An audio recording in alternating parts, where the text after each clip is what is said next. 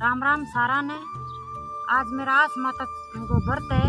आज चौथ को जन खेलनी नीचे कहानी सुननी चाहिए। जन मैं खाली में 1 लोटो पानी को दीपक ले लियो। दीपक कर लिया।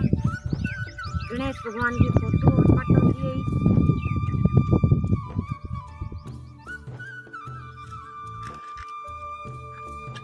ये लगो तार वीडियो देखा। दीपक कर लिया के लिए। आस माता को व्रत करे जन कोई भी अपनी आस हुए वो पूरी हुए। 7 तिलक निकाल दिया। मन में अपने आस हुए की पूरी करे आस माता। रोटे के भी निकाल दिया। नाल बांध दिया खेल दी गए। चूरमा को भोग लगा दिया। थोड़ा गणेश भगवान बैठे।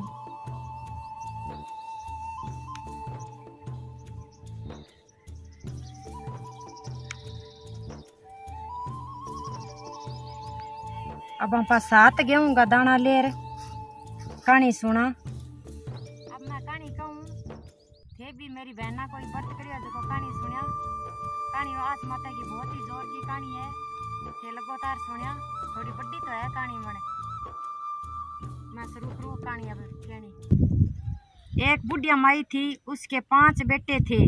4 बेटे काम धंधा करते और कमाने जाते। एक वो सबसे छोटा था। कोई काम नहीं करता था। उसका नाम आलसियो बावलियो था क्योंकि उसका जन्म आस माता के व्रत के दिन हुआ था। इसलिए उसे आलसिया और थोड़ा भोला था तो बावलिया कहते थे। बुढ़िया माई हमेशा आस माता का व्रत करती व पूजन कर। आलसिया कोई काम धंधा नहीं करता परंतु उसका एक नियम था। वह सदैव एक समय भोजन करता। जब भी भोजन करता तो अपने से पहले एक ब्राह्मण को भोजन कराता। उसका मानना था कि आस माता हर किसी की इच्छा पूरी करती है। इसलिए आस माता के नाम से एक का भोजन दान में देना चाहिए। आसिया की यह इच्छा थी। उसकी माँ तो जब तक उसकी इच्छा पूरी करती थी लेकिन जब अब भोजन बनाने का काम उसकी भाभियों के हाथ में आ गया इसलिए वह अपने साथ ब्राह्मण को ले जाता तो वह सब भाभियाँ झगड़ा करती और कहती कमाता तो कुछ है नहीं और अपने साथ साथ एक और को ले आता है। एक दिन इस बात से ज़्यादा नाराज होकर उनकी भाभियाँ ने खाना नहीं बनाया। जब शाम को उसके 4 भाई वापस काम से देखा तो आज चूल्हा ठंडा कैसे पड़े है, भोजन नहीं बना। उन्होंने अपनी पत्नियों से कहा ऐसा करने का कारण पूछा। तब वे बोली एक तो तुम्हारा भाई निकम्मा है, कुछ कमाता नहीं, दूसरी अपने साथ एक को और ले आ जाता है भोजन कराने। अब हम किसी के लिए भोजन नहीं बनाएंगे, इसका कुछ करो। भाइयों ने कहा वह हमारा भाई है, हम उसे कहाँ निकाल दे। फिर वह चारों ने ना बात मानी। तब वे बोली ठीक है तुम अब तो भोजन कराओ, कल इसका हल निकालते हैं। अगले दिन जब चारों भाई काम पर जाने लगे तो आसिया से बोले चल आज तुम भी हमारे साथ काम पर चल, और अपने साथ दूर जंगल में ले गए। चलते चलते जब दिन ढलने को आया तो सारे भाई कहने लगे हम तो थक गए हैं, यहाँ पेड़ के नीचे थोड़ा सुस्ता लेते हैं। और वहाँ सब आराम करने लगे। थके होने के कारण आलसिए को लेटते ही नींद आ गई और वे सब पेड़ नीचे सोता हुआ छोड़कर चले गए। दिन निकल आया, वह सोया पड़ा था। इतने में वहाँ प्यास आई और उसे ठोकर मारी। बोली दिन निकल आया और तू सोया पड़ा है। आसिया ने पूछा तू कौन है। वह बोली मैं प्यास हूँ। तब आसिया बोले तू प्यास है तो मेरे मत लगना, यहाँ तो दूर दूर तक पानी दिखाई नहीं देता, मैं पानी कहाँ से पीऊँगा। थोड़ी देर बाद में भूख आई। उसने भी आसिया को ठोकर मारी। तब आसिया ने पूछा तू कौन है। वह बोली मैं भूख हूँ। तब उसने कहा भूख है तो मेरे मत लगना क्योंकि मेरा यह नियम है जब तक माता के नाम से ब्राह्मण को भोजन न करा दूं तब तक मैं भोजन नहीं करता। यदि तू मेरे लग गई तो मेरा नियम टूट जाएगा। ऐसा सुनकर भूख भी चली गई। फिर तीसरी बार नींद आई। उसने ठोकर मारी और कहा कहा मैं तेरे लगूंगी। वह बोला मेरे मत लगना, मैं यहाँ जंगल में पड़ा हूँ, शेर चीते मुझे खा जाएंगे और नींद में मुझे कुछ भी पता नहीं लगेगा। इतना कहकर नींद भी चली गई। और कुछ देर बाद आस माता आई और बोली उठ, यहाँ जंगल में क्यों पड़ा है। वह बोला तुम कौन हो, तुमसे पहले 3 आई, मेरे तीनों को भगा दिया, अब तुम कौन हो। वह बोली मैं हूँ आस, जिसकी पूजा तेरी माँ करती। आस माता के मुंह में ऐसा सुनते ही आलसिया खड़ा हो गया और आस माता के पैर पकड़ लिए और बोला हे माता, मुझे अपनी भूख प्यास की चिंता नहीं, मैं एक ब्राह्मण को भोजन कराता था, वह मेरी बहुत आस रखता था, यह मेरा नियम था। हे माँ मुझ पर कृपया कर, यह मेरा नियम टूटे ना और मेरे प्राण छूट जाए। आशय की यह बात सुनकर आस माता ने कहा इस जंगल को पार कर दूसरे राज्य में जा, वहाँ के राजा को जुआ खेलने का शौक है और जुए में किसी से भी वह हारता नहीं, इसके साथ जुआ खेल और मेरी कृपा से तुम कल जुए में जीत जाएगा और राजा का राजपाट सब तेरा हो जाएगा। आस माता से आशीर्वाद लिया और दूसरे राज्य में चला गया। वहाँ उसने देखा भीड़ इकट्ठी हो रखी थी। आसिया राजमहल में पहुँच गया। जुए का खेल शुरू हुआ। तब आसिया ने एक सैनिक को बुलाकर कहा अगर तेरे राजा मुझसे जुए में हारेगा तो मैं जानूं। राजा ने उसे बुलाया और पूछा मैं तेरे साथ जुआ क्यों खेलूं, मैं राजा हूँ, तू कौन है। मैं हारा तो तुझे राजपाट मिलेगा, तू हारा तो मुझे क्या मिलेगा। आसिया ने कहा मैं 12 वर्ष के लिए आपका दास बन जाऊंगा। राजा मान गया और दोनों खेलने बैठ गए। राजा ने कहा मैं तेरे साथ एक ही बाजी लगाऊंगा, ज़्यादा नहीं। पहली चाल में राजा ने चली। जब आसिया की बारी आई तो उसने आस माता का नाम लेकर पासे फेंक दिए। आसिया जीत गया, राजा हार गया। राजा ने को सारा कुछ आसिया को देना था, पर आसिया बोला देखो महाराज, मैं तो नया खिलाड़ी हूँ, मैं क्या जानूँ राज करना, इसलिए कुछ ऐसा कार्य करो जिसे वह राज तुम्हारे पास रहे और मेरे पास भी रहे। तब राजा बोले ऐसा कैसे हो सकता है। तब आसिया ने वहाँ पर खड़ी राजकुमारी से अपने विवाह की बात कही। राजा ने खुशी खुशी आसिया की विवाह राजकुमारी से कर दिया और सब कुछ खुश रहने लगे। राजा आसिया के रूप में दामाद पाकर बहुत खुश हुआ था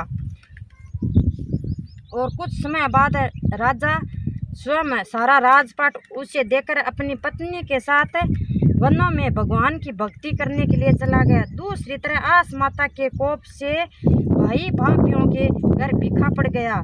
एक समय भोजन के लिए वे लोग तरसने लग गए। पहले राजा के पास बड़ा धन था और वहाँ राजा बड़ा दयालु है। कुछ लोगों ने बोला काम करने चले जाओ और अधिक मजदूरी भी वह राजा देता है। भाई भाभी उस नगर में पहुंच गए, राजा के पास काम मांगने लगे।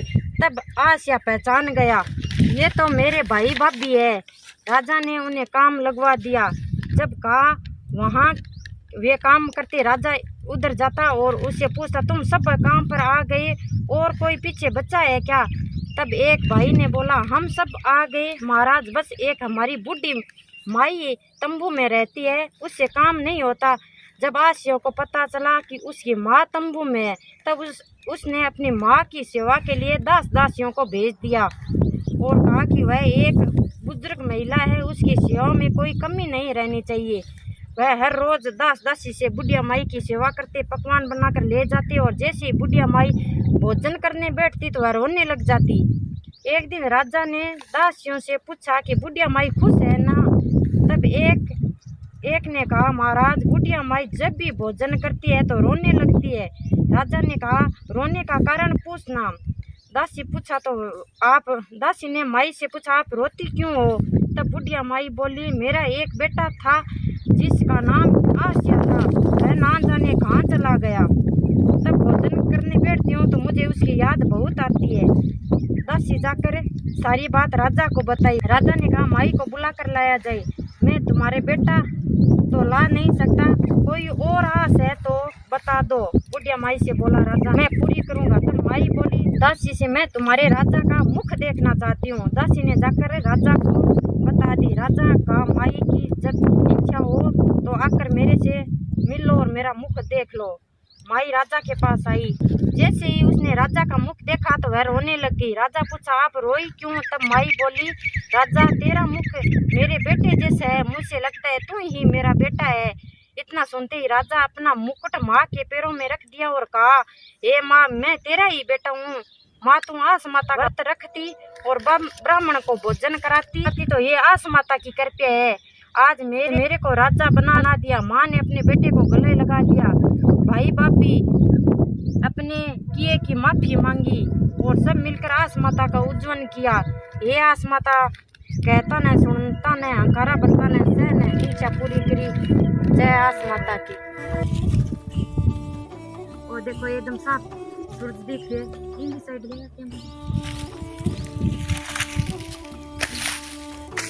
देखो मन बैठी हुई व्रत का नियम है क्या, खड्डो खोदर पानी का तन भी सूरज दिखना चाहिए। पूरा एकदम साफ सूरज दिख रही है। ये आस माता मेरी हर इच्छा पूरी करिया, सभी की भी इच्छा। ये आस माता माता बहना जितने भी मेरी वीडियो देखा बानी भी आस पूरी करना।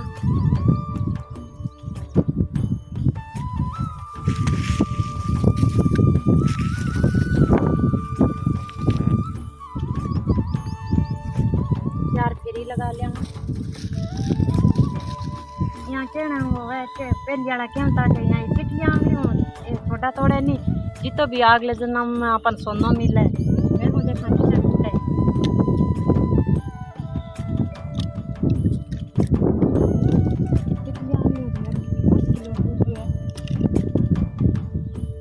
मन अगले जन्म में ही तो छोटा थोड़ी हुई तो सोना मिली।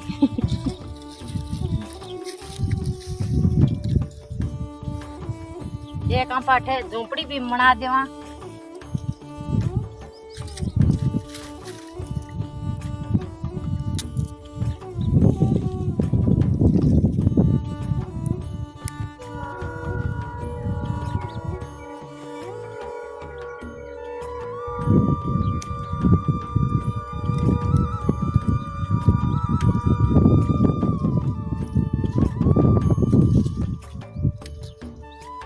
अगला जन्म में अपन झोपड़ी बनाई मिलसी और सोना अठ बूर देवा, पानी गा देवा पूरो।